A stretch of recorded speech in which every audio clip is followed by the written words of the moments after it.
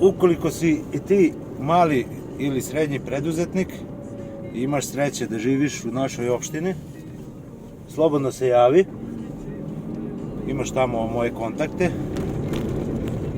pa da odradimo jedan drugarski video. Naravno, bilo je pitanja i toga da razmišljam dalje što se tiče van naselja, van naše opštine. Naravno, ako bude preglednosti i bude zahteva, što da ne. Ali sad sam mislio prvo našu opštinu da predstavimo. Eto, idemo malo, se vozikamo, lepo je vreme. Sad, pošto je proleće, ja mislim da ću napraviti malo, nisam ni uključio snimač u automobilu. Mislim da ću malo otići na Tisu u Adi i u Molu, da vidite kako je to lepo okruženje na proleće, pa će biti posle već ide za leto i tako dalje, tako dalje. Sve u svemu, hvala vam lepo na gledanju, da me podržavate, da smo stekli, ja mislim da smo sad već približno oko 2000 subscribera ima, ali isto toliko je bitno i preglednost, znači ne samo subscriberi, nego da se odgleda svaki video.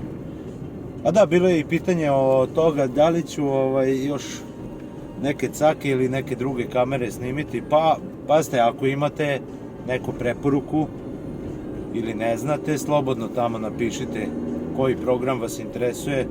Možda sam već i radio sa takvim kamerama, pa ću da vam dam prvo mišljenje, da li to vredi, ne vredi, ili koje su mu cake. Naravno, za IC ima još drugara, da tako kažemo, koji su mi pisali tu i u komentu i u Messengeru i na Gmailu, pa su tražili pomoć. Ima tu nekih malih caka i to ću vam pokazati, što jako retko ljudi koriste, ali je interesantno. Zavisi od okolnosti kako stavljate kameru, gde hoćete da nadgleda, mislim na koliko metara, da li ima pored glavni put i tako dalje, tako dalje. Znači sve to utiče, montaža, sve to utiče na okruženje, a da ne pričamo o uslovima svetlosti, jel? I tu ću one male cake da vam pokažem. Pa nadam se da će vam se svidjeti i taj deo. Šta još da vam kažem, ljudi, ja vas pozdravljam.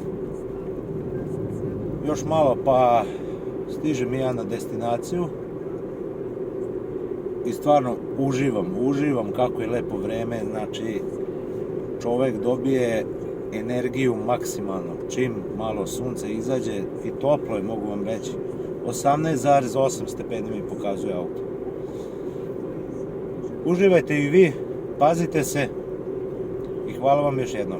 Ćao, čao.